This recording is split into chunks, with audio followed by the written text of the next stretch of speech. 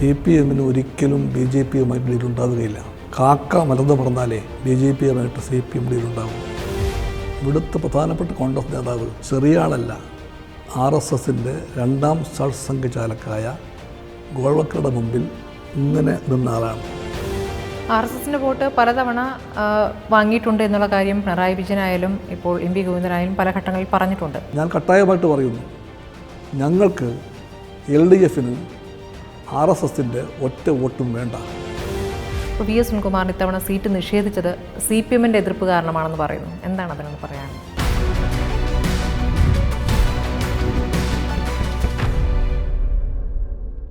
നമസ്കാരം. CPS സംസ്ഥാന secretary Shri Binoy വിശ്വമാണ് ഇന്ന് നേരോ നേതാവേ പരിപാടിയിൽ. നമസ്കാരം. ഇപ്പോൾ മൂന്നാം ഊഴം ഉറപ്പിക്കുകയാണല്ലോ. അപ്പോൾ മൂന്നാം ഊഴം ഉറപ്പിക്കുമ്പോൾ എന്താണ് ഈ ആത്മവിശ്വാസത്തിന് അടിസ്ഥാനം എന്നുള്ള ചോദ്യമുണ്ട്. കാരണം കഴിഞ്ഞ ഉപതെരഞ്ഞെടുപ്പുകളായാലും തദ്ദേശ തെരഞ്ഞെടുപ്പായാലും UDFനാണ് നേട്ടമുണ്ടായിട്ടുള്ളത്. അപ്പോൾ എന്താണ് ഈ ആത്മവിശ്വാസത്തിന് നിങ്ങൾക്ക് മുന്നോട്ട് വന്നിരിക്കുന്ന തെളിവുകൾ എന്താണ്? 10 കൊല്ലത്തെ ഞങ്ങളുടെ ഭരണം അത് കേരളം കാണുന്നുണ്ട്. എല്ലാ അർത്ഥത്തിലും കേരളത്തിൻ്റെ വികസനത്തിൻ്റെ 10 വർഷമായിരുന്നു. ഈ 10 വർഷങ്ങൾ ഒന്നുകൂടെ ബോധ്യപ്പെടുത്തി, ഇടതുപക്ഷം സാമാന്യ ജനങ്ങളെ ഒരിക്കലും മറക്കില്ല. അതിനെ ചേർത്ത് പിടിച്ചുകൊണ്ടേ ഞങ്ങൾ പോകും. അത് കരുതലാണ്. ഈ വികസനവും ഈ കരുതലുമാണ് ഞങ്ങളുടെ 10 കൊല്ലത്തെ നേട്ടത്തിൻ്റെ എല്ലാ അടിസ്ഥാനം. അതുകൊണ്ട് തന്നെ ഉറപ്പാണ് ഞങ്ങൾക്ക് ജനങ്ങളതിനെ അംഗീകരിക്കും. തന്നെയല്ല, അപ്പുറത്തെ കാഴ്ചയൊന്നും കാണുകയല്ലേ. ഒന്നിനെപ്പറ്റി വ്യക്തതയില്ലാതെ ഒരേ പാർട്ടിയിലെ നേതാക്കന്മാർ 4-5 പേർ കടിപിടി കൂടി നടക്കുന്ന ഒരു മുന്നണി അപ്പുറത്തുള്ളത്. ഒന്നിനെപ്പറ്റി അവർക്ക് വ്യക്തതയില്ല. തന്നെയല്ല, ആ പാർട്ടിയുടെ കോൺഗ്രസിനെ പറ്റി ഞാൻ പറയുകയാണ്, ആ പാർട്ടിയുടെ എല്ലാ ഗാന്ധിയിലെ കുറേ മൂല്യങ്ങളും പണയപ്പെടുത്തപ്പെട്ടിരിക്കുന്നു. എൻ്റെ വിശ്വാസം ഗാന്ധിജിയെ മറക്കാത്ത, നെഹ്റുവിനെ ഓർക്കുന്ന കോൺഗ്രസ്സുകാരുണ്ട്.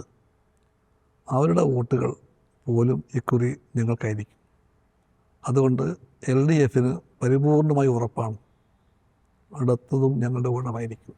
വലിയ ആത്മവിശ്വാസമാണല്ലോ. അപ്പോൾ ഡീൽ ആരോപണമാണ് ഇപ്പോൾ പ്രതിപക്ഷ നേതാവ് ഉന്നയിച്ചത്.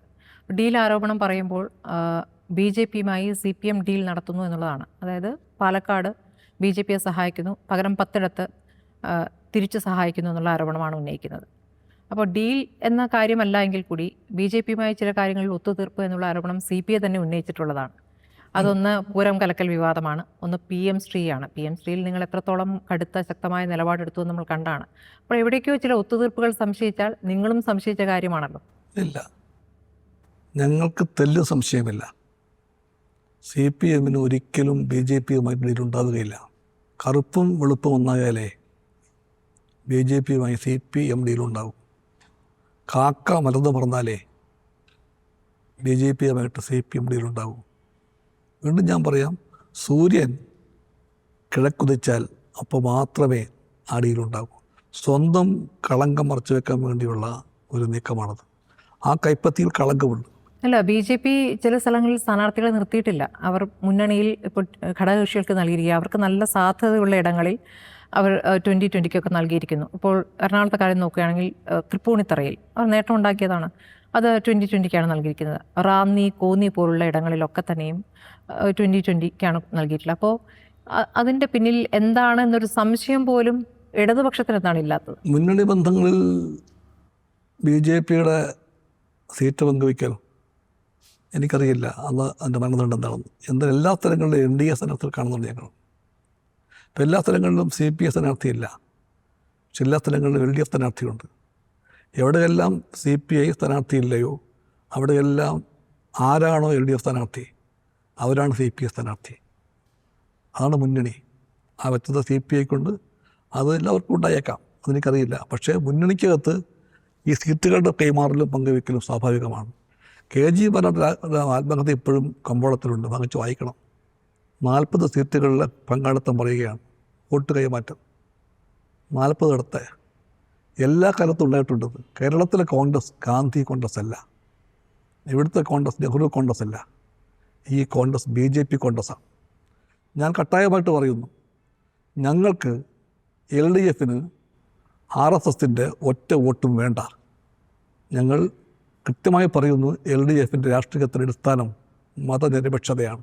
RSSന്റെ വോട്ട് പലതവണ വാങ്ങിയിട്ടുണ്ട് എന്നുള്ള കാര്യം പിണറായി വിജയനായാലും ഇപ്പോൾ MV ഗോവിന്ദനായാലും പല ഘട്ടങ്ങളിൽ പറഞ്ഞിട്ടുണ്ട്. അത് ഓരോ കാലത്തെ രാഷ്ട്രീയ സാഹചര്യം അങ്ങ് പറഞ്ഞ പോലെ ചരിത്രത്തിലേക്ക് നോക്കുമ്പോൾ അപ്പോഴത്തെ ചില രാഷ്ട്രീയ ശരികളുണ്ട്. അതുമായി ബന്ധപ്പെട്ട് പറയുന്നതിനപ്പുറം നമുക്ക് വർത്തമാന കാലത്തിലേക്ക് വരുമ്പോൾ ഇപ്പോൾ ഈ പൂരം കലക്കൽ ഒറ്റ കാര്യം പറയട്ടെ, അത് വീണ്ടും പറയാതെ എളുപ്പവഴി CPMൻ്റെ ജലന്ധർ പാർട്ടി കോൺഗ്രസ് ഉണ്ട് 78.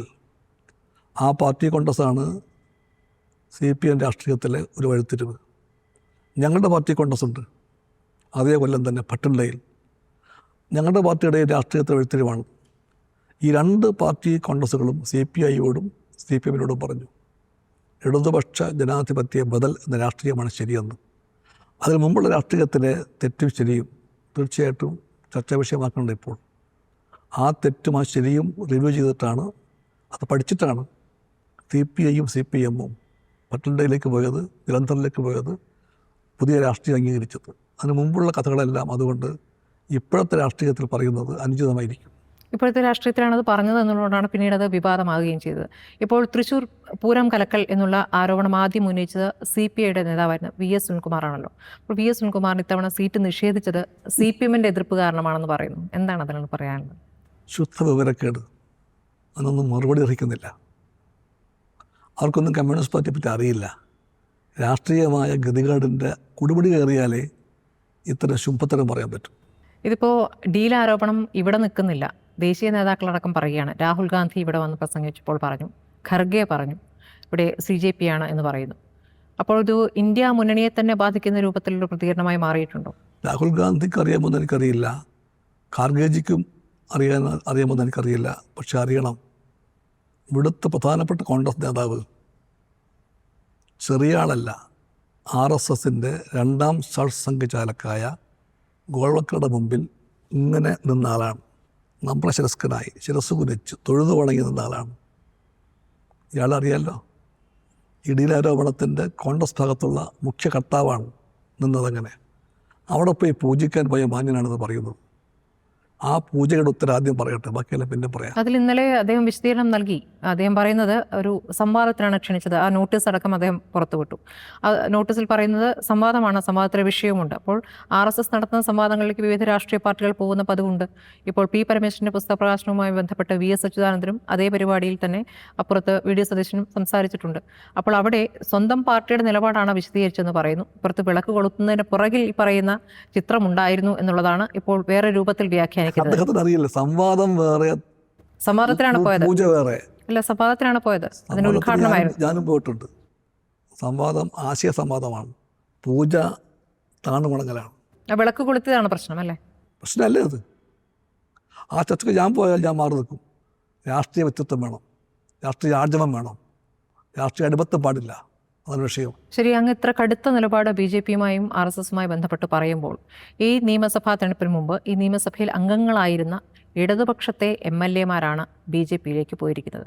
CPയിൽ നിന്ന് CC മുകുന്ദൻ പോകുന്നു, K അജിത്ത് പോകുന്നു, അപ്പുറത്ത് S രാജേന്ദ്രൻ പോകുന്നു CPMൽ നിന്ന്. CC മുകുന്ദനും K അജിത്തും പോകുമ്പോൾ അജിത്ത് പറയുന്ന ഒരു കാര്യം, പിന്നാക്കക്കാരെ ദളിതരെ പരിഗണിക്കുന്നതിൽ ഇടതുപക്ഷം പരാജയപ്പെട്ടു. BJP അക്കാര്യത്തിൽ നല്ല ശ്രദ്ധ പുലർത്തുന്നു. രാഷ്ട്രപതി പോലും ഒരു പിന്നാക്ക വിഭാഗത്തിൽ നിന്നാണല്ലോ എന്ന മറുപടിയാണ്. അപ്പോൾ അജിത്തൊക്കെ നേരത്തെ തന്നെ ചർച്ച നടത്തിയെന്നാണ് മനസ്സിലാക്കാനാവുന്നത്. അപ്പോൾ CPIക്ക് സ്വന്തം പാർട്ടിയിൽ നിന്നും നേതാക്കൾ നേരെ BJPയിലേക്ക് പോകുന്നതിൽ പാർട്ടിക്ക് എന്തെങ്കിലും പറ്റിയ വീഴ്ചയാണോ എന്നുള്ള പരിശോധന ഉണ്ടായിട്ടുണ്ടോ? വീഴ്ചയല്ല. എങ്ങനെയാണ് അങ്ങനെ പെട്ടെന്ന് BJPയിലേക്ക് പോകാൻ പറ്റുന്നത്? പോയവർക്ക് പറ്റിയ വീഴ്ചയാണോ? വെറും വീഴ്ചയല്ല. പ്രാണനെ പോലെ അവരെ കൊണ്ടു നടന്ന പാർട്ടിയാണ് കമ്മ്യൂണിസ്റ്റ് പാർട്ടി. അവരെല്ലാം ചേർത്ത് പിടിച്ച പാർട്ടിയാണ് കമ്മ്യൂണിസ്റ്റ് പാർട്ടി. അവരവരാക്കിയ പാർട്ടിയാണ് കമ്മ്യൂണിസ്റ്റ് പാർട്ടി. ആ പാർട്ടിയെ ഒറ്റുകൊടുത്തിട്ട് പണത്തിനോ പ്രലോഭനത്തിനോ സ്ഥാനമാനത്തിനോ വേണ്ടി അവർ മറുകണ്ഠം ചാടിയാൽ അതിൻ്റെ ഒറ്റ പേരേ ഉള്ളൂ, വർഗവഞ്ചന. ആ വഞ്ചന ആര് കാട്ടിയാലും വർഗവഞ്ചനയാണ്. അജിത്തായാലും മുകുന്ദനായാലും രാജേന്ദ്രനായാലും ആര് കാണിച്ചാലും അതിന് വേറെ പേരില്ല. ഇത്ര കാലം പാർട്ടിയുടെ ഭാഗമായിരുന്നവർക്ക് അത് ബോധ്യമാകുന്നില്ലെങ്കിൽ ആ രാഷ്ട്രീയം പഠിച്ചില്ല. അവരെ എന്തും പ്രലോഭിപ്പിച്ചത് പണമായിരിക്കാം, പദവിയായിരിക്കാം, അല്ലെങ്കിൽ ഈ പറയുന്ന വഞ്ചനയുടെ ബോധമായിരിക്കാം. സഖാവ് ഈ പറയുന്നതിൽ എത്രത്തോളം യാഥാർത്ഥ്യത്തോട് ചേർന്ന് നിൽക്കുന്ന കാര്യമാണ്. സത്യം കാരണം മാത്രമേ സി മുകുന്ദൻ അദ്ദേഹം ഒരു ദരിദ്രമായ ചുറ്റുപാടിലുള്ള ആളാണ്. അദ്ദേഹം MLA ആയിരുന്നിട്ടും വലിയ സാമ്പത്തിക നേട്ടമൊന്നും ഉണ്ടാക്കിയിട്ടില്ല എന്ന് നമ്മുടെ മുന്നിലുള്ള യാഥാർത്ഥ്യമാണ്. അപ്പോൾ അദ്ദേഹം ആദ്യം കോൺഗ്രസുമായി ചർച്ച നടത്തുന്നു, പിന്നീട് അദ്ദേഹം BJPയിലേക്ക് പോവുകയാണ്. അദ്ദേഹം ഒരു ഗുരുതരമായ ആരോപണം ഉന്നയിച്ചിട്ട് കൂടിയാണ് പോകുന്നത്. പേയ്മെന്റ് സീറ്റ് എന്നൊരു ആരോപണം. അതായത് സ്ഥാനാർത്ഥിയായി നിശ്ചയിച്ച ആൾ അവിടെ നന്നായി ഫണ്ട് പിരിച്ചു എന്നുള്ളതാണ് അവർക്കുള്ള യോഗ്യത എന്ന്. നേരത്തെ 2 തവണ MLA ആയ ആളൊക്കെ ശരി തന്നെ, പക്ഷെ ഫണ്ട് പിരിക്കാൻ കഴിഞ്ഞു എന്നുള്ളതാണ് യോഗ്യത. പേയ്മെന്റ് സീറ്റ് എന്ന ആരോപണത്തിന് കൃത്യമായ മറുപടി ഉണ്ടോ? തീർച്ചയായിട്ടും ഉണ്ട്. മൂന്നൻ വന്ന വഴിയെ പറ്റി സംശയമില്ല. ചെറിയ ഒരു പശ്ചാത്തലമുണ്ട് മൂന്നന്.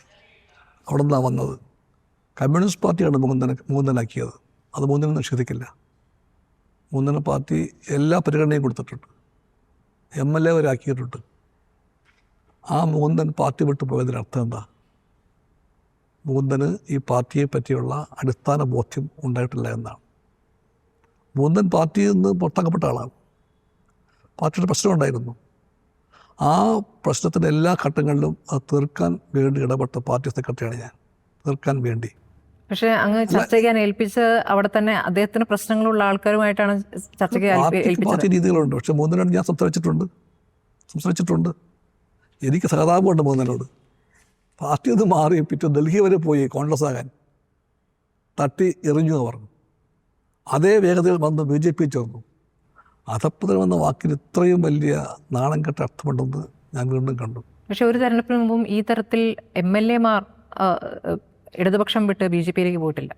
ആദ്യമായിട്ടാണ്. അല്ല, തീർച്ചയായിട്ടും അത് ഗൗരവമുള്ള തെറ്റാണത്. അതിൻ്റെ പേര് വർഗവഞ്ചകന്മാർ എപ്പോഴും ഉണ്ടാകാം. അതിന് മുഹൂർത്തമൊന്നുമില്ല. അവരെല്ലാവരെയും കടികൾ വെട്ടാൻ വേണ്ടി ചാക്കും കാശുമായിട്ട് അപ്പുറത്ത് BJP ഉണ്ട്. അതിൽ വീഴാതിരിക്കാനുള്ള രാഷ്ട്രീയ ആർജവമുണ്ടെങ്കിൽ വീഴില്ല. മുസ്ലിം ന്യൂനപക്ഷം എത്രത്തോളം ഇടതുപക്ഷത്തെ വിശ്വസിക്കുന്നു എന്നതൊരു പ്രധാനപ്പെട്ട കാര്യമാണല്ലോ. അത് പലപ്പോഴായി ചിലർ നടത്തിയ പ്രതികരണങ്ങൾ, ഇപ്പോൾ AK ബാലൻ്റെ പ്രതികരണമായാലും സജി ചെറിയാൻ്റെ പ്രതികരണമായാലും അങ്ങ് അതിനോട് പ്രതിഷേധിച്ച് തന്നെ പ്രതികരിച്ചിട്ടുണ്ട്. പക്ഷേ അതൊക്കെ തെരഞ്ഞെടുപ്പിൽ പ്രതിഫലിക്കില്ലേ? ഇപ്പോൾ ഏറ്റവും ഒടുവിൽ എളമരം കരീം നടത്തിയ പ്രതികരണം MK മുനീറുമായി ബന്ധപ്പെട്ട്, MK മുനീറിനെ സ്ഥാനാർത്ഥിയാക്കാത്തത് അവരുടെ പാർട്ടിക്കകത്തെ തീരുമാനങ്ങളാണ്. സ്ഥാനാർത്ഥിയാക്കാത്തത് ഇപ്പോൾ ജമാഅത്തിനെ അംഗീകരിക്കാത്ത ആളായതുകൊണ്ടാണ് എന്ന് പറയുന്നു. അദ്ദേഹത്തിന് സാമ്പത്തിക ബുദ്ധിമുട്ട് ലീഗ് ഉണ്ടാക്കിയ ബുദ്ധിമുട്ടാണെന്ന് പറയുന്നു. ഇതൊക്കെ കാര്യങ്ങൾ ഒട്ടും പഠിക്കാതെ അല്ലെങ്കിൽ അതിൽ നിന്ന് എന്തെങ്കിലും നേട്ടം ഉണ്ടാക്കാമെന്ന ഉദ്ദേശത്തിൽ പറയുന്നതെന്ന് കേൾക്കുന്നവർക്ക് അപ്പം തന്നെ മനസ്സിലാകും. ഒന്ന് ഞാൻ കൃത്യമായിട്ട് പറയാം. LDF രാഷ്ട്രീയ വ്യക്തതയുള്ള ഒന്നാണ്. ആ രാഷ്ട്രീയത്തിൻ്റെ ഒരു ഘടകമാണ് ന്യൂനപക്ഷ വിഭാഗവുമായിട്ടുള്ള ബന്ധം. അവസരവാദമല്ല അത്. അതൊരു വോട്ട് രാഷ്ട്രീയമല്ല. ഞങ്ങളുടെ രാഷ്ട്രീയ നിലപാടിൻ്റെ ഭാഗമാണ് ന്യൂനപക്ഷത്തിൻ്റെ അവകാശ സംരക്ഷണം. ഞങ്ങളുടെ കാഴ്ചപ്പാടിൻ്റെ വേറൊരു അടിത്തറയാണ് മതനിരപേക്ഷത. അതിൻ്റെ ഭാഗമായിട്ട് എപ്പോഴെല്ലാം എവിടെയെല്ലാം ന്യൂനപക്ഷ അവകാശങ്ങൾ വേട്ടയാടപ്പെടുന്നുവോ അവിടെയെല്ലാം ഞങ്ങൾ അവർക്കൊപ്പം നിന്നിട്ടുണ്ട്, നാളെയും നിൽക്കും. അത് വോട്ടിൻ്റെ പ്രശ്നമല്ല ഞങ്ങൾക്ക്. മുസ്ലിം ക്രിസ്ത്യൻ ന്യൂനപക്ഷങ്ങൾ, ദളിതർ, പാവങ്ങൾ അവരെല്ലാം BJP RSS വാഴ്ചയിൻ കീഴിൽ ഇന്ത്യയിലെമ്പാടും ആക്രമിക്കപ്പെട്ടപ്പോഴെല്ലാം ഞങ്ങൾ അവർക്കൊപ്പം നിന്നവരാണ്, നാളെയും നിൽക്കും. ഞെരളത്ത് ഹരിഗോവിന്ദൻ എന്ന് പറയുന്ന കലാകാരൻ കഴിഞ്ഞ ദിവസം മുസ്ലിം ലീഗിൽ ചേർന്നു. അപ്പോൾ ലീഗിൽ ചേരുമ്പോൾ അദ്ദേഹം പറഞ്ഞ കാര്യം, വെള്ളാപ്പള്ളി നടേശൻ നടത്തിയിരിക്കുന്ന വർഗീയ പ്രസ്ഥാനങ്ങൾക്കപ്പുറവും അദ്ദേഹത്തിനൊപ്പം നിൽക്കുന്ന ഒരു സംവിധാനമാണ് ഇവിടെ പ്രവർത്തിക്കുന്നത്. അതിനെതിരെയാണ് താൻ ലീഗിൽ ചേരുന്നതെന്നാണ്. മലപ്പുറത്ത് ചെന്ന് പാണക്കാട് തങ്ങളുടെ വസതിയിൽ ചെന്നിട്ടാണ് ഈ പാർട്ടിയിൽ ചേരുന്നത്. അതൊരു സന്ദേശമാണ്. അത് ഒരാളിൽ നിൽക്കുന്ന ഒരു വികാരമാണ് എന്ന് കരുതുന്നുണ്ടോ? അത് നല്ല സുഹൃത്താണ്. നല്ല സുഹൃത്തുക്കൾ ചിലപ്പോൾ തെറ്റായ രാഷ്ട്രീയത്തിലേക്ക് പോയി ചാടാം. അപ്പോൾ നമ്മൾ പറയും, കഷ്ടം എന്ന് പറയും, അത്രേ ഉള്ളൂ. അല്ല, വെള്ളാപ്പള്ളി വിഷയം അങ്ങും ഉന്നയിച്ചതല്ലേ? വെള്ളാപ്പള്ളി വിഷയമൊക്കെ തെരഞ്ഞെടുപ്പിൽ മുഖ്യ വിഷയമല്ല. മുഖ്യ വിഷയം ഇവിടെ RSSൻ്റെ കൂടെ BJPയുടെ കൂടെ സഖ്യം ചെയ്യുന്ന UDF-നെ തോൽപ്പിക്കലാണ്. നിങ്ങൾക്ക് ഒരു പ്രധാന ശത്രു പ്രതിപക്ഷ നേതാവ് VD സതീശനാണെന്ന് തോന്നാറുണ്ട്. CPI ആയാലും CPM ആയാലും വിമർശിക്കുന്ന പ്രതിപക്ഷ നേതാവിനെ. എന്തുകൊണ്ടാണത്? കാരണം അദ്ദേഹം പറഞ്ഞ വാചകങ്ങൾ, അദ്ദേഹം പരാജയപ്പെട്ടാൽ രാഷ്ട്രീയ വനവാസം എന്ന് പറഞ്ഞു. പരാജയപ്പെട്ടാൽ ഭരണത്തിൽ ഏറിയില്ലെങ്കിൽ രാഷ്ട്രീയ വനവാസം എന്നാണ് അദ്ദേഹം പറഞ്ഞത്. അത് ഇപ്പോൾ 100 സീറ്റ് അല്ലെങ്കിൽ രാഷ്ട്രീയ വനവാസം എന്ന രൂപത്തിലേക്ക് വ്യാഖ്യാനിച്ച് മാറ്റുന്നുണ്ട്. അപ്പോൾ അത് ഒരു നേതാവിനെ മാത്രം ടാർഗറ്റ് ചെയ്തുകൊണ്ടാണ് നീങ്ങുന്നതെന്നൊരു സംശയം. ശ്രമിക്കുന്നത് ഒരാളെ വല്ലാണ്ട് അങ്ങോട്ട് പ്രതികരിക്കാൻ വേണ്ടിയാണ്. അത്ര വലിയ ആളല്ല അദ്ദേഹം. അല്ല, he's one among many. Congress രാഷ്ട്രീയത്തിലെ നേതാക്കന്മാർ പലരുണ്ട്. ആ കസേരയ്ക്ക് വേണ്ടി കാത്തിരിക്കുന്നവർ, മത്സരിക്കുന്നവർ, തന്ത്രം മെനയുന്നവർ, വർത്തമാനം പറയുന്നവർ, അതിലൊരാൾ മാത്രമാണ് ഈ പറയുന്ന ആൾ. നിങ്ങൾ കുറച്ച് പേര് കൂടി ചേർന്നിട്ട് എന്തോ മഹാസംഭവമാക്കി പറയുന്നു. സംഭവമല്ല. അദ്ദേഹത്തിൻ്റെ രാഷ്ട്രീയ അപക്വതയ്ക്ക് തെളിവെന്ന് വേണം. അദ്ദേഹം ആദ്യം പറഞ്ഞ് അത് ഒന്ന് കോൺഗ്രസിനെ പറ്റി ഏറ്റവും വലിയൊരു പാളിച്ചെന്ന് പറയുന്നത് കേരളത്തിൽ അവർക്കൊരു വ്യക്തതയില്ല. ചരട് പൊട്ടിയ പട്ടം പോലെ പറക്കുന്നു പാർട്ടി. കനകോലുവിൻ്റെ തന്ത്രമാണ് കോൺഗ്രസ് തന്ത്രം. ആ കണക്ക് പ്രകാരം പറയുകയായിരുന്നു. അവരുടെ സർവേ പഠനം എന്നൊക്കെ പറയുകയാണ്. സതീശൻ എല്ലാ സ്ഥലത്തും പ്രസംഗിച്ചു. ആ യാത്രയിൽ, പുതുയുഗ യാത്രയിൽ പറഞ്ഞത് എന്താ? ഞങ്ങളുടെ ജാഥ എത്തുമ്പോഴത്തേക്കും സീറ്റ് പൂർത്തിയായിരിക്കും, സ്ഥാനാർത്ഥി പൂർത്തിയായിരിക്കും, ആ ലിസ്റ്റ് വേണമെങ്കിൽ അവിടെ വെച്ച് പ്രസിദ്ധീകരിക്കും, പ്രഖ്യാപിക്കും എന്നൊക്കെ പറഞ്ഞു. എന്താ കണ്ടത്? കോൺഗ്രസിൻ്റെ സ്ഥാനാർത്ഥി പട്ടിക പൂർത്തിയാക്കാൻ വേണ്ടി ജാഥ കഴിഞ്ഞിട്ട് എത്രയോ ദിവസം കാത്തു നിൽക്കേണ്ടി വന്നു. എവിടെയൊക്കെ പോയി? എത്ര വിളക്ക് കത്തിച്ചു പാതിരാത്രിയിൽ? ഉറക്ക കളിച്ച് എത്ര പേര് ബുദ്ധിമുട്ടിയതിനു വേണ്ടി? എന്നിട്ട് പൂർത്തിയായോ? അങ്ങ് ഈ പറയുന്ന കാര്യങ്ങൾക്കിടയിലും വിസ്മയം എന്ന പ്രയോഗം പ്രതിപക്ഷ നേതാവ്, അത്തരം വിസ്മയങ്ങൾ കോൺഗ്രസിനെ സംബന്ധിച്ചുണ്ടായിട്ടുണ്ട്. ഇടതുപക്ഷത്തു നിന്ന് പ്രധാനപ്പെട്ട നേതാക്കളെ അടർത്തി മാറ്റാൻ ഐഷ പോറ്റി പോയി, ജി സുധാകരനെ പോലുള്ള നേതാക്കളെ കൂടി ആ ഭാഗത്തേക്ക് എത്തിക്കാൻ കഴിഞ്ഞു. ജി സുധാകരൻ സ്ഥാനാർത്ഥിയായി മത്സരിക്കുകയും ചെയ്യുകയാണ്. ജി സുധാകരനുമായി ബന്ധപ്പെട്ട് പിണറായി വിജയൻ പറഞ്ഞ പ്രയോഗമുണ്ടല്ലോ, രാഷ്ട്രീയ ചെറ്റത്തരം എന്നുള്ളത്. ആ പ്രയോഗം എത്രത്തോളം ശരിയാണ്? നമുക്ക് ഇപ്പോൾ നമ്മുടെ കൂടെ നിൽക്കാത്ത അല്ലെങ്കിൽ നമ്മളിൽ നിന്ന് മാറി നിൽക്കുന്നവരെ വേറെ രൂപത്തിൽ വിശേഷിപ്പിക്കുന്ന എത്രത്തോളം ശരിയാണ്? വാക്കുകളുടെ പ്രയോഗത്തിൽ വ്യക്തികൾ മാറി മാറി വരും. ഒരു വ്യക്തി പറയുന്ന അതേ വാക്ക് തന്നെ വേറെ വ്യക്തി പറയണമെന്നില്ല. അതിൻ്റെ ഉത്തരവാദിത്വം ആ വ്യക്തിക്കുള്ളതാണ്. ആ വ്യക്തി ഉത്തരവാദിത്വം പറയും, അത് നിൽക്കട്ടെ. അങ്ങനെ ഈ സംഭവത്തെ മുഴുവൻ ഒരു വ്യക്തിയുടെ വാക്കിനെ പറ്റിയാകുന്ന അർത്ഥമില്ല, ഒരർത്ഥമില്ല. പിണറായി വിജയൻ LDFൻ്റെ നേതാവാണ്. അദ്ദേഹം LDF രാഷ്ട്രീയത്തിൻ്റെ വക്താവാണ്. ആ രാഷ്ട്രീയം അദ്ദേഹം ഫലപ്രദമായി ഉയർത്തിപ്പിടിക്കുന്നുണ്ട്. അതാണ് CPI കാണുന്ന കാര്യം. അങ്ങ് ചില കാര്യങ്ങളിൽ സ്വന്തം നിലപാട്, ഞാനാണെങ്കിൽ ചെയ്യില്ല, ഇപ്പോൾ വെള്ളാപ്പള്ളിയെ ഞാനാണെങ്കിൽ കാറിൽ കയറ്റില്ല എന്ന് പറഞ്ഞിട്ടുണ്ട്. രാഷ്ട്രീയ ചെറ്റത്തരം എന്നൊരു പ്രയോഗം അങ്ങ് ഉപയോഗിക്കുമോ? അതേപ്പറ്റി അദ്ദേഹം തന്നെ പറഞ്ഞിട്ടുണ്ടല്ലോ, പിണറായി വിജയൻ തന്നെ പറഞ്ഞിട്ടുണ്ടല്ലോ. പിണറായി വിജയനല്ല ബിനോയ് വിശ്വം, അത് അദ്ദേഹത്തിൻ്റെ വാക്കാണ്. അത് അന്ന് അദ്ദേഹം പറഞ്ഞു. അത് അദ്ദേഹം പറഞ്ഞു. അങ്ങ് എന്താ പറയുന്നത്? ഞാനത് തന്നെ പറയുന്നു. പ്രയോഗിക്കുമോ ഇല്ലയോ? ബിനോയ് വിശ്വം അല്ല പിണറായി വിജയൻ. അങ്ങ് പ്രയോഗിക്കുമോ ഇല്ലയോ? ആ വാക്കിൽ ആവർത്തിച്ച് പറയുക. അത് ഉത്തരവാദിത്തമുണ്ട്. നമുക്ക് മലയാള ഭാഷയ്ക്കകത്ത് ഏത് കാര്യവും പറയാൻ വാക്കുകളുണ്ട്. ഉചിതമായ വാക്കുകൾ തീരുമാനിക്കുക. ചില വാക്കുകൾ തെരഞ്ഞെടുപ്പ് ഫലങ്ങളെ സ്വാധീനിച്ചിട്ടുണ്ട്. പരനാറി പ്രയോഗം 2 തവണ ഉപയോഗിച്ചപ്പോൾ രണ്ടാമത്തെ തവണ എന്താണ് സംഭവിച്ചത് നമുക്കറിയാം. NK പ്രേമചന്ദ്രൻ ഭൂരിപക്ഷം കൂടിയാണ് ചെയ്തത്. അതേപോലെ രാഷ്ട്രീയ ചട്ടത്തരം ആവർത്തിക്കുന്നുണ്ട്. ഇന്നലത്തെ വാർത്താ സമ്മേളനത്തിൽ മുഖ്യമന്ത്രി അതേ പ്രയോഗം നടത്തുന്നു. നിങ്ങളുടെയെല്ലാം പ്രശ്നം, നിങ്ങൾക്ക് രാഷ്ട്രീയമൊന്നും പറയാനില്ല. അതുകൊണ്ട് ഈ ചർച്ചകളെല്ലാം എത്രമാത്രം അരാഷ്ട്രീയമാക്കി മാറ്റാൻ പറ്റുമോ? ആരാണ് ഇടവരുത്തുന്നത്? അല്ല, ആക്കി മാറ്റാൻ പറ്റുമോ? അതിനുവേണ്ടി നിങ്ങൾ ഓരോരോ കാര്യങ്ങൾ തിരയുകയാണ്. രാഷ്ട്രീയം പറയാം. ഇപ്പൊ രാഷ്ട്രീയം പറയുന്നില്ല പ്രധാനപ്പെട്ട നേതാക്കൾ എന്നുള്ളതാണ്. ഞാൻ തയ്യാറാ. അല്ല, ഞാൻ ചോദിച്ചത് പിണറായി വിജയൻ രാഷ്ട്രീയം പറഞ്ഞു. പിണറായി വിജയൻ എന്തുകൊണ്ടാണ് അങ്ങനെ ഒരു വാചകം വീണ്ടും വീണ്ടും ആവർത്തിക്കുന്നത്? LDF രാഷ്ട്രീയം എത്രയും ഫലപ്രദമായിട്ട് ഈ കാലം മുഴുവൻ പറഞ്ഞ പിണറായി വിജയൻ. പൊളിറ്റിക്കൽ ആ രാഷ്ട്രീയം ഒന്നും കാണാതെ ഒരു പ്രസംഗത്തിലോ ഒരു ചർച്ചയിലോ പറഞ്ഞ ഒരു വാക്കാണ് നിങ്ങളുടെ അടിസ്ഥാനം. ആ വാക്ക് പിഴവ് പറ്റുകയാണെങ്കിൽ അത് പിന്നെ പ്രയോഗിക്കാതിരിക്കും. ആ വാക്കിൽ വീണ്ടും രാഷ്ട്രീയം പറയുക, അതിൽ തെറ്റില്ല എന്ന് പറയുകയും ചെയ്യുന്നതിനെ എങ്ങനെയാണ്? രാഷ്ട്രീയം പറയാനുള്ള പ്രതിപക്ഷത്തിൻ്റെയും നിങ്ങളെ പോലെയുള്ള സുഹൃത്തുക്കളുടെയും ആരുടെ ഫ്രണ്ട്സ് നിങ്ങളെല്ലാം എന്തുകൊണ്ടോ സുഹൃത്തായി മാറുകയാണ് അവരുടെ എല്ലാം. ആ നിങ്ങളെപ്പോലുള്ള സുഹൃത്തുക്കളും നിങ്ങളെല്ലാം ചേർത്ത് നിർത്താൻ പ്രതിപക്ഷവും ശ്രമിക്കുന്നത് രാഷ്ട്രീയം പറയാതിരിക്കാൻ വേണ്ടിയാണ്. ഞങ്ങളുടെ നിലപാടെന്താ? രാഷ്ട്രീയം പറയണമെന്നാണ്. ഇത് രാഷ്ട്രീയ പോരാട്ടമാണ്. LDF ഈ മത്സരത്തിൽ രാഷ്ട്രീയം പറയാൻ തയ്യാറാണ്. ശരി, രാഷ്ട്രീയം പറയാൻ ഒരുക്കമാണെന്ന് മാത്രമല്ല, രാഷ്ട്രീയം പറയുമെന്ന് വാശി ഞങ്ങൾക്കുണ്ട്. കേരളത്തിൽ തെരഞ്ഞെടുപ്പുകളിൽ ബാധിക്കുന്ന വിഷയങ്ങൾ, അത് തെരഞ്ഞെടുപ്പാനന്തരം എന്ത് ബാധിച്ചു എന്നുള്ളത് അങ്ങ് തന്നെ തുറന്നു പറഞ്ഞിട്ടുള്ളതാണ്. ഇപ്പോൾ ശബരിമല വിഷയം തദ്ദേശ തെരഞ്ഞെടുപ്പിൽ വലിയ രീതിയിൽ ബാധിച്ചു എന്നങ്ങ് തുറന്നു പറഞ്ഞിട്ടുണ്ട്. ആ വിഷയം ഇപ്പോഴും നിൽക്കുന്നുണ്ട്. ശബരിമല സ്വർണ്ണക്കൊള്ള എന്നുള്ളത് പ്രതിപക്ഷം നന്നായി ഉന്നയിക്കുന്നുമുണ്ട്. അപ്പോൾ അത് നിയമസഭാ തെരഞ്ഞെടുപ്പിൽ പ്രതിഫലിക്കില്ലേ? ഞങ്ങളതിന് ഭയപ്പെടുന്നു. ഞങ്ങൾക്ക് വ്യക്തതയുള്ള കാര്യത്തിൽ ശബരിമലയുടെ ഒരു തരി സ്വർണം അപഹരിച്ച് ആരെങ്കിലും ഇടതുപക്ഷത്തുണ്ടെങ്കിൽ അവരുടെ സ്ഥാനം പുറത്തായിരിക്കും. അവരാരെയും രക്ഷിക്കാൻ വേണ്ടി ഞങ്ങൾ ചെയ്തിട്ടുമില്ല, ചെയ്യുകയുമില്ല. ഈ വ്യക്തത LDFനുണ്ട്. അത് ജനങ്ങൾക്കും അറിയാം. ശബരിമലയുമായി ബന്ധപ്പെട്ട് ശബരിമല യുവതീ പ്രവേശവുമായി ബന്ധപ്പെട്ടുണ്ടായിരുന്ന ഒരു നിലപാടുണ്ടായിരുന്നു. ആ സമയത്ത് നവോത്ഥാന സമിതി രൂപീകരിക്കുകയും അടുത്ത നവോത്ഥാനത്തിലേക്ക് പോകുന്നു എന്ന രൂപത്തിലുള്ള ഒരു തയ്യാറെടുപ്പും അതുമായി ബന്ധപ്പെട്ട പ്രതികരണങ്ങളും ഇവിടെ മുഖ്യമന്ത്രി നടത്തുകയൊക്കെ ചെയ്തിരുന്നു.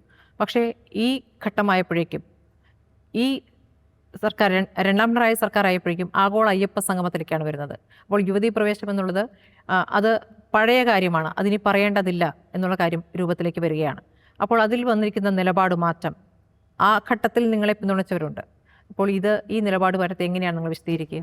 ഏറ്റവും പ്രധാനം, എല്ലാ വിശ്വാസികളെയും എല്ലാ മതങ്ങളെയും എല്ലാ മനുഷ്യരെയും ഒരുപോലെ അപായപ്പെടുത്തുന്ന മതതീവ്രവാദത്തിൻ്റെ ആശയങ്ങളെ ചെറുക്കലും തോൽപ്പിക്കലുമാണ്. ആ ആശയത്തിൻ്റെ രാഷ്ട്രീയ മുഖമാണ് BJP, അതിൻ്റെ കുന്തമണിയാണ് RSS. അവരുമായിട്ടാണ് UDF സഖ്യം. ആ സമരത്തിൻ്റെ മുഖ്യ ലക്ഷ്യങ്ങളെ ദുർബലമാക്കുന്ന ഒന്നും ചെയ്യാൻ പാടില്ല. ആ കുന്തമനയാണ് എന്നൊക്കെ പറയുമ്പോഴും അതിനെ അംഗീകരിക്കുന്ന, അതിൻ്റെ ഭാഗമായി നിൽക്കുന്ന വെള്ളാപ്പള്ളി നടേശൻ, ഇവിടെ ന്യൂനപക്ഷ വിരോധം പറഞ്ഞുകൊണ്ടിരിക്കുന്ന വെള്ളാപ്പള്ളി നടേശൻ വലിയ കുറ്റമൊന്നും ചെയ്തിട്ടില്ല എന്ന് പറയുമ്പോൾ ആളുകൾ എങ്ങനെയാണ് അതിനെ കാണുന്നത്? ഉത്തരം ഞാൻ പറഞ്ഞു കഴിഞ്ഞു. ഞങ്ങൾ ന്യൂനപക്ഷങ്ങളുടെ ഇളകാത്ത ബന്ധുക്കളായിരിക്കും. LDFിന് വേണ്ടി ഞാൻ പറയുകയാണ്, LDF ന്യൂനപക്ഷങ്ങളെ കൈവിട്ടിട്ടുമില്ല. എപ്പോഴും LDFിൽ പലപ്പോഴായി CPI ഒരു തിരുത്തൽ ശക്തിയാകാറുണ്ട്. അത്തരത്തിലുള്ള ഒരു കിരീടവും CPIക്ക് വേണ്ട. CPIക്ക് നിലപാടുണ്ട്, ആശയ വ്യക്തതയുണ്ട്. CPIക്ക് അറിയാം ഒരു നിശ്ചിതമായ ഒരു ചരിത്ര മുഹൂർത്തത്തിലെ രാഷ്ട്രീയത്തിൻ്റെ കാതൽ CPIക്ക് അറിയാം. അവിടെ LDF വഹിക്കേണ്ട പങ്കറിയാം. ഇടതുപക്ഷ ആശയത്തിൻ്റെയും ഇടതുപക്ഷ രാഷ്ട്രീയത്തിൻ്റെയും ഇടതുപക്ഷ മുന്നണിയുടെയും രാഷ്ട്രീയത്തിൻ്റെ മുഖമായിട്ട് നിൽക്കാൻ ശ്രമിക്കും CPI. ആ ശ്രമത്തിൽ CPIക്ക് ഉറപ്പാണ് RSS BJP ആണ് മുഖ്യ ശത്രു. ഇത് എന്നും CPI പറഞ്ഞിട്ടുണ്ട്, എല്ലാ വിഷയത്തിലും പറഞ്ഞിട്ടുണ്ട്. അതിന് കിരീടവും പൊന്നാടയും ഒന്നും വേണ്ട. രണ്ടാം പിണറായി സർക്കാരിൽ CPI ഭരിക്കുന്ന വകുപ്പുകൾ പറയുന്ന പല കാര്യങ്ങളും നിരാകരിക്കുന്ന സംഭവങ്ങൾ ഉണ്ടായിട്ടുണ്ട്. ഏറ്റവും ഒടുവിൽ കേൾക്കുന്നത് ഇപ്പോൾ 5000 രൂപ കർഷകർക്ക് മാസ പെൻഷൻ എന്നുള്ളൊരു ആവശ്യം CPI മുന്നോട്ട് വെച്ച കാര്യമാണ്. അത് ധനവകുപ്പ് വെട്ടി എന്നുള്ളതാണ്. അതേക്കുറിച്ച് എന്താണ് പറയാനുള്ളത്? LDFിനും ബോധ്യമുണ്ട്. കർഷകരെ LDF സ്വന്തം വർഗ ശക്തിയായി കാണുകയാണ്. തൊഴിലാളികളും കർഷകരുമാണ് ഞങ്ങളുടെ വർഗ അടിത്തറ. ആ കർഷകരാണ് ഇന്ത്യയുടെ ഭാവി. അവരാണ് അന്നം മുട്ടുന്നത്. ആ കർഷകർക്ക് മാന്യമായ ജീവിതം വേണം, കൃഷിക്ക് ന്യായമായ പ്രതിഫലം വേണം, കാർഷിക വൃത്തി ആശ്രയിക്കാവുന്ന ഉപജീവന മാർഗമായി മാറണം. അതിനുവേണ്ടിയുള്ള പദ്ധതികൾ CPI പറയുന്നുണ്ട്. അത് LDF നയമാണ്, LDF അംഗീകരിക്കുന്നത്. അവസാനമായി ഇപ്പോൾ അങ്ങ് ആവർത്തിച്ച് പറഞ്ഞുകൊണ്ടിരിക്കുന്ന, ഇൻ്റർവ്യൂവിൽ മുഴുവൻ സമയത്തും പറഞ്ഞുകൊണ്ടിരിക്കുന്ന കോൺഗ്രസും RSSും തമ്മിൽ ബന്ധമുണ്ട് എന്നും ആ രൂപത്തിൽ പ്രവർത്തിക്കുന്നുവെന്നാണ്. പക്ഷെ നമ്മൾ ദേശീയ തലത്തിൽ കാണുന്നത് മോദിക്കെതിരെ സംസാരിച്ചുകൊണ്ടിരിക്കുന്ന രാഹുൽ ഗാന്ധിയാണ്. മോദി സർക്കാർ പലപ്പോഴായി കേസിൽ കുടുക്കി കോടതികൾ കൂറും കയറി ഇറങ്ങുന്ന രാഹുൽ ഗാന്ധിയാണ് നമ്മൾ കാണുന്നത്. അപ്പോൾ ദേശീയ തലത്തിലും അതേ അഭിപ്രായമാണോ? അങ്ങനെയാണെങ്കിൽ പിന്നെ ഇന്ത്യ മുന്നണിയുടെ അർത്ഥം എന്താണ്? ദേശീയ തലത്തിലുള്ള ഈ BJP രാഷ്ട്രീയത്തെ ചെറുക്കുന്ന കോൺഗ്രസിൻ്റെ കേരള ഘടകത്തിൻ്റെ നിലപാടെന്താ? ഞാൻ എപ്പോഴും പറയുന്നു, രാഹുൽ ഗാന്ധിയും ഖാർഗെജിയും പറയുന്ന രാഷ്ട്രീയം പോലും ഇവിടുത്തെ കോൺഗ്രസിന് അറിയില്ല, മനസ്സിലാക്കുന്നില്ല. കേരളത്തിലെ കോൺഗ്രസ് നേതാക്കന്മാർ അധികാരമോഹത്തിന് വേണ്ടി അവരെപ്പോഴും തമ്മിലടിക്കുന്നുണ്ട്. ആ നേതാക്കന്മാർക്കൊന്നും ദേശീയ രാഷ്ട്രീയത്തിൻ്റെ മുഖ്യമായിട്ടുള്ള കർത്തവ്യങ്ങളെപ്പറ്റി ചിന്തിക്കാനാകുന്നില്ല. പക്ഷേ രാഹുലും ഖാർഗെയും ഇപ്പോൾ CJP എന്ന് പറഞ്ഞു കഴിഞ്ഞു. അതേപ്പറ്റി അവർക്ക് യാഥാർത്ഥ്യം ബോധ്യപ്പെട്ട് കൊടുക്കണം. ഇന്ത്യ സഖ്യത്തിൽ വിള്ളൽ വീണോ? ഇന്ത്യ സഖ്യത്തിൻ്റെ സൃഷ്ടിയിൽ വലിയ പങ്കുവച്ച പാർട്ടിയാണ് CPI. ഈ ആശയം ആദ്യം പറഞ്ഞ പാർട്ടി CPI ആണ്. ഇന്ത്യ സഖ്യം വലിയ പ്രതീക്ഷയാണ്. പക്ഷെ ആ സഖ്യത്തിൻ്റെ രാഷ്ട്രീയ ആശയ അടിത്തറയെപ്പറ്റി മുഖ്യ പാർട്ടിയായി പ്രവർത്തിക്കുന്ന കോൺഗ്രസിനൊന്നും അറിയില്ല. കോൺഗ്രസ് രാഷ്ട്രീയത്തിൻ്റെ കാപട്യങ്ങളാണ് പലപ്പോഴും ഇന്ത്യ സഖ്യത്തിൻ്റെ സമരശേഷിയെ ദുർബലമാക്കിയത്. അതുകൊണ്ടാണ് ഇന്ന് ഹരിയാനയിൽ BJP ഭരിക്കുന്നത്. ആ കോൺഗ്രസിൻ്റെ ചാഞ്ചാട്ടമാണ് ഡൽഹിയിൽ വീണ്ടും BJP ഭരിപ്പിക്കുന്നത്. വോട്ട് ചോരി വിഷയത്തിൽ നിങ്ങൾ എത്രത്തോളം പിന്തുണച്ചിട്ടുണ്ട്? വോട്ട് ചോരി ഞങ്ങൾ ആശയത്തെ പൂർണ്ണമായിട്ടും പിന്താങ്ങുന്നു. വോട്ട് ചോരി ഉണ്ട് ഇവിടെ. We fight it. Rahul Gandhi ആ വിഷയം തെളിവുകൾ സഹിതം കൊണ്ടുവന്ന സമയത്ത് എത്രത്തോളം പിന്തുണയുണ്ടായിട്ടുണ്ടെന്നുള്ള നിലപാടുണ്ടല്ലോ. Rahul knows it. ഇവിടെ ഉണ്ടായിട്ടില്ല, CPM-ൽ നിന്നും ഉണ്ടായിട്ടില്ല. ഇവിടുത്തെ കോൺഗ്രസിന് ആ രാഷ്ട്രീയമില്ലല്ലോ. ദേശീയ രാഷ്ട്രീയത്തിൽ കോൺഗ്രസ് എന്ന് പറയുന്നതിന് എതിരാണ് ഇവിടുത്തെ കോൺഗ്രസ്. ഭരിക്കുക എന്നതാണ് ആത്യന്തികമായ ലക്ഷ്യം എന്ന രൂപത്തിലേക്ക് രാഷ്ട്രീയ പാർട്ടികൾ മാറുന്നുണ്ട്. ഭരണം പിടിക്കുക എന്ന രൂപത്തിലേക്ക്. ജനങ്ങൾക്ക് വേണ്ടി ഭരിക്കുക. അതെ, അപ്പോൾ ജനങ്ങൾക്ക് ഇങ്ങനെ ഭരിക്കലല്ല. അല്ല, ജനങ്ങൾക്ക് വേണ്ടിയാണല്ലോ പറയുക. ഭരണം കയ്യിൽ വരുത്തുക എന്നുള്ളതാണ്. കാണിച്ചു കൊടുത്തല്ലോ. 2 തവണ കാണിച്ചു. 2 തവണ കാണിച്ചു. കൊടുത്തു. അതെ, 10 കൊല്ലം കാണിച്ചു. അടുത്ത 5 വർഷവും ഞങ്ങൾക്ക് ഭരണം വേണം. അതായത് പ്രതിപക്ഷ സ്വരമാവുക എന്നുള്ളത് സാധാരണഗതിയിൽ ഇടതുപക്ഷം എടുക്കുന്ന സമീപനം, പ്രതിപക്ഷ സ്വരമാവുക എന്ന്. അങ്ങനെ ഒരു പ്രതിപക്ഷ സ്വരമാകാൻ താല്പര്യമില്ല, ഭരണം പിടിക്കുക എന്ന രൂപത്തിലേക്ക് മാറുന്നുണ്ടോ ഇടതുപക്ഷം? അങ്ങനെയല്ല അതിനെ കാണേണ്ടത്. ഈ 10 കൊല്ലം കൊണ്ട് ഇടതുപക്ഷം നല്ലവണ്ണം ബുദ്ധിമുട്ടി വിയർത്തുണ്ടാക്കിയെടുത്ത നേട്ടങ്ങൾ തകരാൻ പാടില്ല. ഓരോ തുറയിലും ഉണ്ടാക്കിയ വലിയ പുരോഗതി പുറകോട്ട് പോകാൻ പാടില്ല, മുന്നോട്ട് പോകണം. ആ കണ്ടിന്യൂറ്റിക്ക് വേണ്ടിയാണ് ഞങ്ങൾ 3ാമത്തെ ഊഴം ആവശ്യപ്പെടുന്നത്. ശരി. അപ്പോൾ ഈ തെരഞ്ഞെടുപ്പിൽ ഈ 100 സീറ്റ് എന്ന് പ്രതിപക്ഷം പറയുമ്പോൾ എത്ര സീറ്റാണ് ഇടതുപക്ഷത്തിന്റെ വാദം? ഞങ്ങൾക്ക് എന്തായാലും 100-ന് മേൽ കിട്ടും. ശരി, എല്ലാ ആശംസകളും. Thank you.